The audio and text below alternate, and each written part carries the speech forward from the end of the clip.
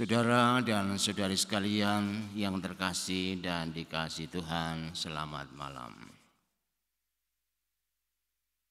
Kalau kita membaca kitab suci hari ini, Injil seakan-akan begitu kering karena hanya menulis deretan nama-nama. Namun ada beberapa hal yang menarik untuk kita cermati.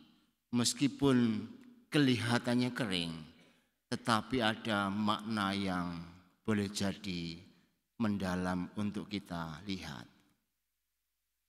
Yang pertama, tidak ada silsilah Maria. Kitab suci hanya menceritakan deretan nama laki-laki. Tidak ada silsilah Bunda Maria. Kita hanya tahu orang tua Maria adalah Anna dan Yoakim. Itu pun dari kitab apokrif. Mereka tidak punya garis keturunan sejarah sampai kepada Yesus. Cerita hari ini adalah cerita tentang silsilah laki-laki mulai dari Abraham sampai kepada Yusuf.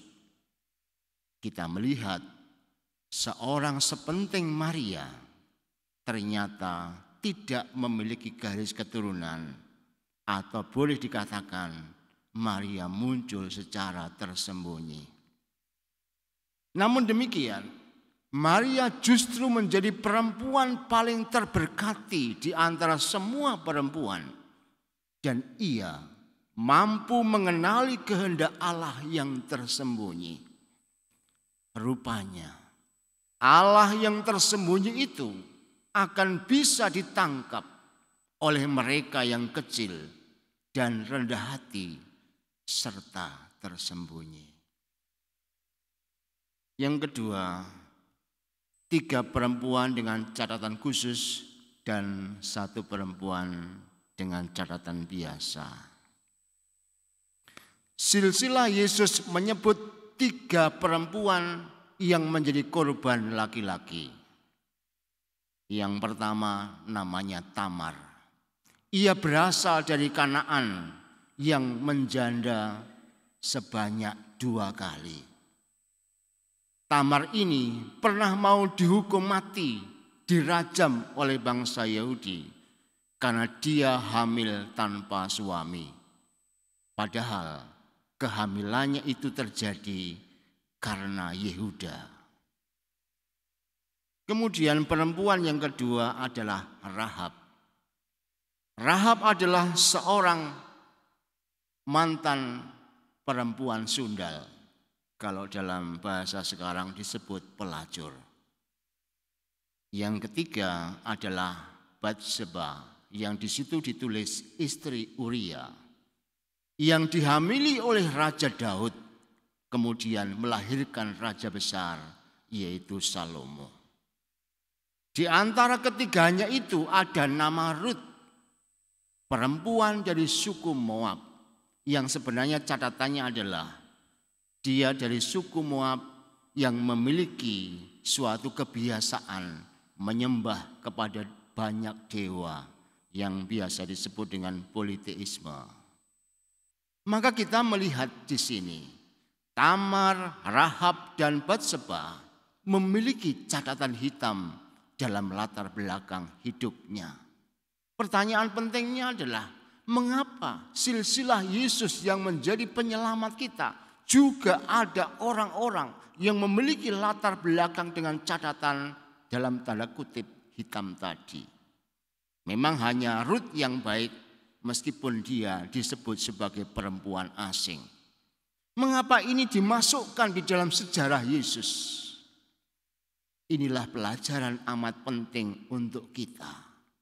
Tuhan datang untuk menebus manusia berdosa. Seperti yang dikatakannya, aku datang bukan untuk orang benar, tapi aku datang untuk orang berdosa. Dengan demikian, Tuhan tidak melihat masa lalu. Tuhan mengampuni dan Tuhan menjadikan manusia apapun latar belakangnya menjadi selamat. Yang ketiga, Maria, Bunda pengharapan kita. Silsilah Yesus disempurnakan oleh Santa Perawan Maria. Daripadanya dikandung Immanuel. Maria yang tersembunyi menjadi sangat berarti ketika Yesus hadir. Allah menyertai umatnya itu dimulai dari kandungan perawan Maria. Maria lahir semata-mata untuk melahirkan Sang Penebus yang akan membuat dunia sejahtera.